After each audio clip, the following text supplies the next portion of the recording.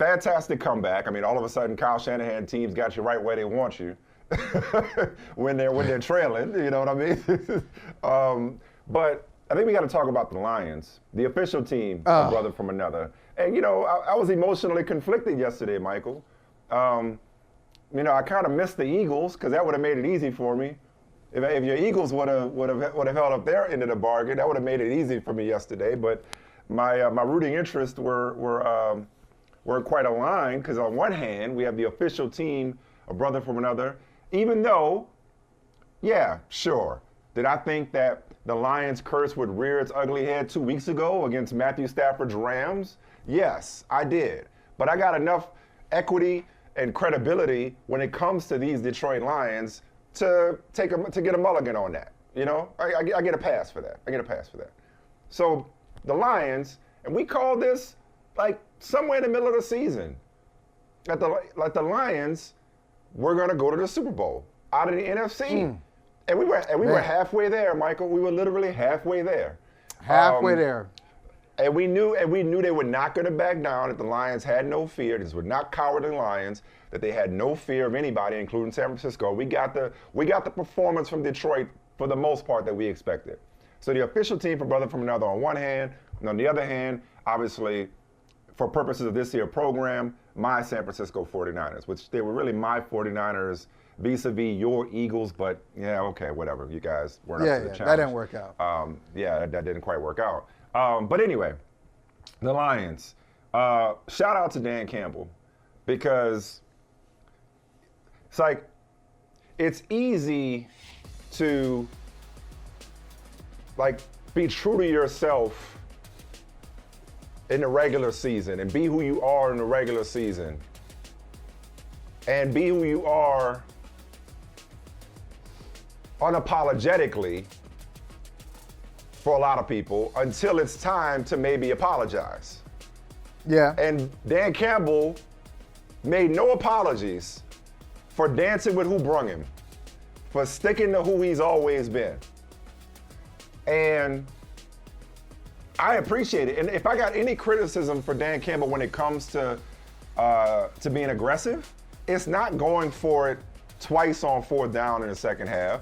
It's not eschewing a potential game-tying field goal and going for it on fourth down. Honestly, my only gripe with Dan Campbell, I was shocked he didn't go for the touchdown before halftime. That was the biggest surprise for me. When they were in close and he settled for that field goal, I just knew that man was going to try to go for the dagger through the heart. I just knew that man was going to say, no, we came here. We did not come here to play it safe. I'm not taking the points. I'm taking your heart. And I'm not second guessing him because the traditional call is to take the points in that situation. And I understood why he did it. But that didn't seem like a Dan Campbell call to me. That seemed like somebody may have talked him out of that. A Dan Campbell call would have been to go for the touchdown and make it 28-7 as opposed to 24-7 before the half. That's my only criticism of Dan Campbell. But let me make sure I get this right, because I read it this morning, and I want to cite it. This year, well, not this year, I beg your pardon, not this year. Is it this year? Oh yeah, it is this year. 17 of 20 fourth downs that required 3 yards or fewer this season, the Lions had converted. 17 out of 20. They happened to go 0 for 2 yesterday. They happened to go 0 for 2 yesterday. So, Dan Campbell didn't lose in that game. Dan Campbell was Dan Campbell. The players at some point got to make plays. They didn't make plays. We saw the Josh Reynolds drop. Jared Goff was off target. There were other plays to be made besides those fourth downs. But I love the Lions being themselves all the way up until the end. All the way up until being their aggressive selves. Because that was the only way they were going to win this game was being the same team that they had been all the way through. It just didn't go their way. But Detroit should be proud. I'm not saying it's a participation trophy. Oh, it hurts. But the Lions have graduated from that. The Lions have graduated from being a cute story and just happy to be here. They have championship medal and DNA. So this is disappointing. Like you said, two things can be true. This is disappointing This is tied for the largest blown lead in the NFC Championship game history, 17 points. This stings. This will be a day that will live in infamy in Detroit. But they can still be proud of this team for the season that they had, the turnaround that they've had, and the fact that they went down swinging. I can't be proud in January. I can't be proud in February, especially when you watch the Super Bowl. When you live in Detroit, you go watch the Super Bowl. You're going to watch San Francisco and Kansas City in the Super Bowl, and the sting will come back. It will come back to you. You'll think you're moving on. It will come back. That's pride effing with you. Okay, it's just going to haunt you for a long time. But It's really going to mess with you. I can't be proud in March. Maybe on draft day, it will dissipate a bit. Michael, I just feel for the Lions fans. We talked about this. We did a whole show. We did a whole show devoted to this. Was it 2 weeks ago? About just fans and the fan experience, right? If they had lost 40-7, okay, then you could go same old Lions. If they don't show up, if San Francisco jumps them, gets a 21-point first quarter, they're down 35-10 or something like that, 35-3 at halftime, just something crazy. You say, okay, same old Lions. But the 3-win team, well, you can still say same old first Lions. season. I mean, some would still say that. Some would say that it wouldn't be the Lions that be the one team to lose this. Some would say that. They'll say it. They'll say it, but the expectation is not same old Lions. The 3-win team from season 1 for Dan Campbell. Okay, 3 wins. That wasn't impressive. 9 wins. They got everybody excited in year 2. And then year 3, they had the same record as the 49ers. Yes, the game was in San Francisco. It very easily could have been in Detroit if the officials had gotten it right in Dallas with the whole 2-point fiasco. They're both 12-5 teams playing for the NFC Championship. So the expectation was for the Lions to go from being cute and cuddly. You got your 2 wins at home. Now it's time to take care of business. Dan Campbell didn't lose them that game. They melted down. It was a meltdown. It wasn't the 4th down. They melted down. If you think about it, I'm watching them say, I can't believe they're all melting down. Josh Reynolds, you got to catch. There are 2 drops from Josh Reynolds. It's not the 4th down. It's not the decision to go for it. The decision the decision was good. Dan Campbell once said, Michael, we played it on the show. I think after one of maybe they clinched the division. He's in their post-game locker room. I love Detroit's locker room after victories. And he said, you know what this tells me? We got the right dudes. We got the right dudes on this team. Yesterday, the right dudes melted down. What we talking about Dan Campbell? It's the players. Jahmyr Gibbs.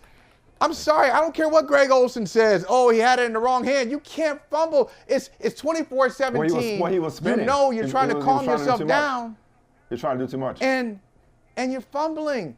Reynolds, the drops. I mean, just like the whole team. Goff missed Gibbs open bad tackling. Yeah. You're making a play. You got a play and the ball hits off your helmet. It was an entire team meltdown. In that sense, it was the same old Lions because they had control of the game and they didn't know what to do with it. And maybe what Campbell could have done had nothing to do with 4th down. Maybe what he and his coaches could have done is just gone to the players and be like, look, here are the stakes. Okay, with 22 minutes left in the game. So 7 minutes left in the 3rd quarter. Still had the lead. You got the lead. Calm your ass down. We're trying to go to the Super Bowl, and I don't need you to do this. I don't need you to make a play in 10 plays at once. I don't need you to do it. I don't need you to do it. We just need to be calm. We're better than this team. We can run at will. We go for it on 4th down because we believe in our scheme. This is you in character, right? But this is you in character. We're better than this team part, right? I just want to be clear. That's just Dan Campbell talking. And character. Okay. And character, because they're not better. I just want to be clear. Well, that's the thing. Because they're not better. That's the thing. They were not the better team, and I'm not making excuses for Detroit. It was their game to win, okay?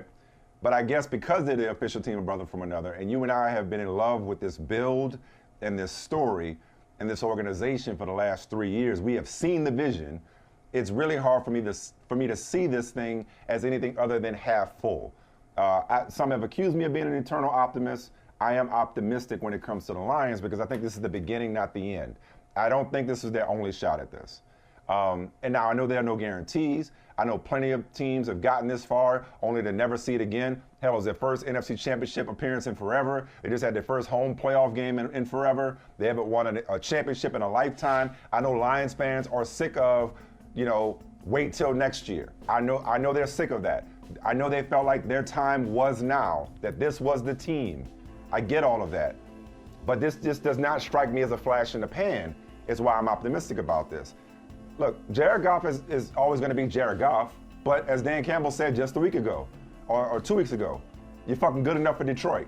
When he gave him the game ball. Yeah. Talking about Jared Goff. Right. This is a team that their rookie class helped lead them this far. Whether it was Gibbs, whether it was Campbell, whether it was Laporta, whether it was Branch.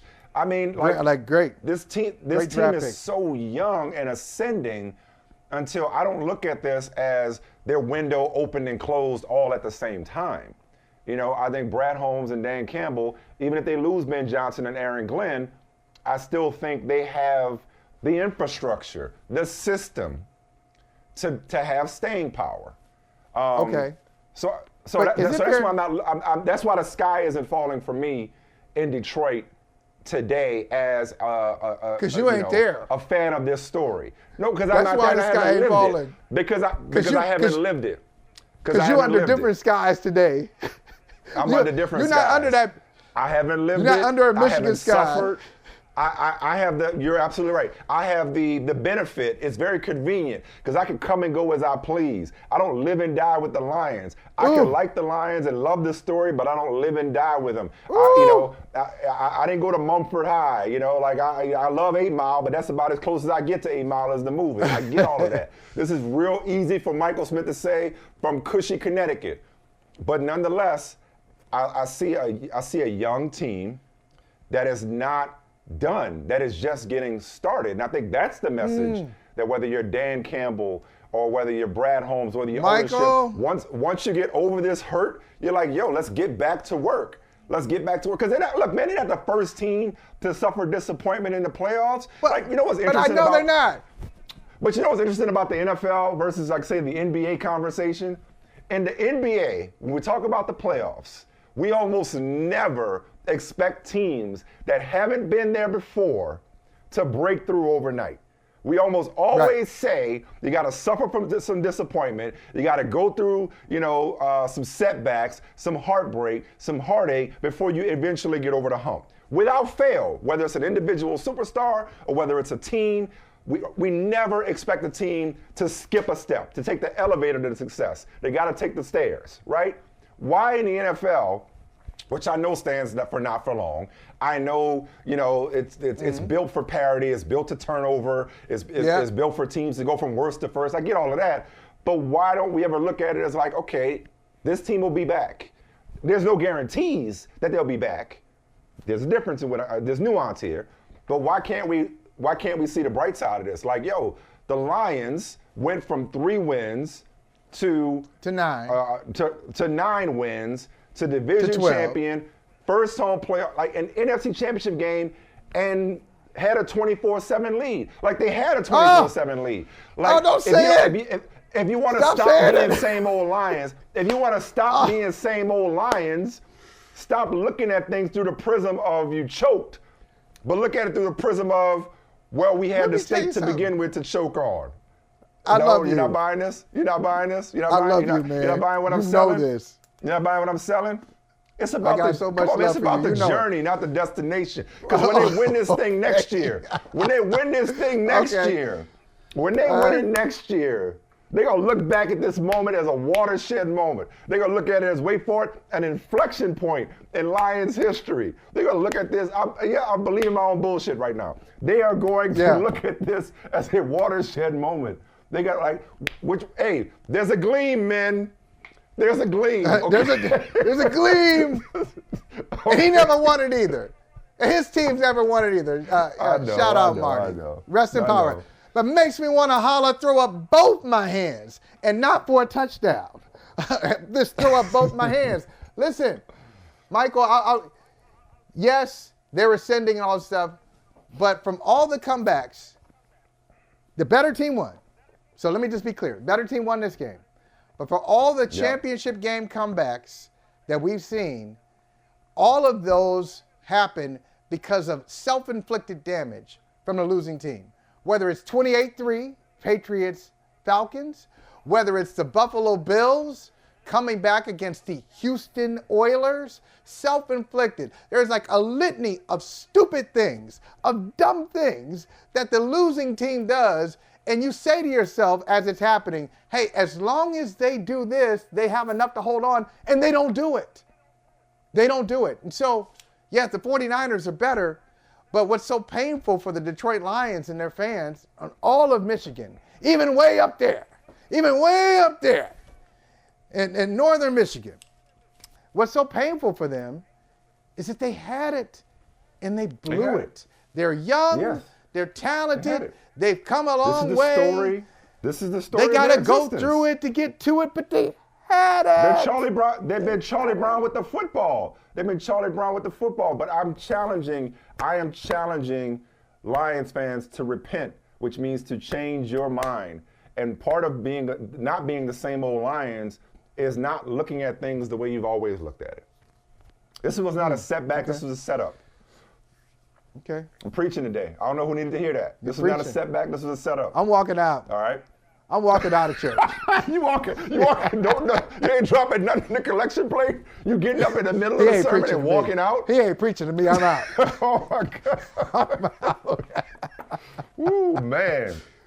That's always the most awkward thing. And not even with the Baptist finger. You're not even walking out like you're going to the fellowship hall in the bathroom. You're just getting up and walking out because you heard some stuff that you fundamentally disagree with. You gather it up. Okay, come on, we go. Are you at least walking down the side aisle, or are you walking down the center aisle where the choir comes in for the pastor's anniversary service? You walking down the middle aisle where everybody can see you? I'm down the middle. I'm walking down the middle. Man. All right. Man, that's just with disrespectful. With a scowl on my face. There's some Lions fan out there that is hearing what I'm saying, that is proud of this team today. That's right. You know who they are? I'm talking as a Saints fan. That I've told this story a million times. I tell you who divorced that team as a teenager because those 90s Saints teams, those early 90s Saints teams, used to do the same shit in the playoffs repeatedly at home. So I get it. I'm not talking like you want a preacher who's been through some stuff. When you want your pastor not to preach from a place of inexperience. You ain't never done this, preacher. Well, yes, I have. So I am preaching. Exactly. I've been where you've been. I have been exactly where you've been. I know what you're going through right now. I know what you're feeling if you're in Detroit right now. I do. Hey, I'll tell you who hears you. Can I tell you who hears you? The Lions fan who just got on board. Lions fan who was excited by the kneecaps. We're going to take you out. We're going to bite your kneecaps. I don't care. You got one ass team. Yeah, and you got one ass team. We still going to kick your ass. They have become a national team. They really have. They've grown their fan base. Yeah. The last few years, the casuals, they've come in. They're new. Yeah. They're new. Yeah. They don't know about the old school, concentrated to Michigan. Right. Yeah, like you mentioned even some fairly recent names. You mentioned Robert Porsche. They don't know about Robert Porsche. You mentioned Chris Spielman. They don't know about Brett Perriman. They don't know about Brett Perriman. Yeah. They don't know that Spielman played for the team. Right. Yeah, Lomas Brown. Shout out Lomas Brown. Right. They don't know about Wayne Fontes. Wayne Fontes. Scott Mitchell. Some good ones. That means nothing to most people nowadays. No, I do Herman think this Moore. team has Remember Herman Moore? Scott Mitchell, Herman Moore, they had a squad. They were good. Nice little squad. Oh, yeah. And so, yeah. No, this team has I think they have the foundation in place, and I think they've changed their internal mindset to where I don't think this is a team that's just one and done in terms of making a playoff run. I do think we'll hear more from the Lions. I think they'll get better. Listen, and there were some flaws. There were some weaknesses with this team, specifically when it comes to pass defense. They still have personnel upgrades that need to be made. in some areas. How about some pass catcher? How about catching? Catch. Catch. Ooh. And then to see him, look, now I know I shouldn't get into body language. But after one of the critical drops, like I just don't want to see you smiling.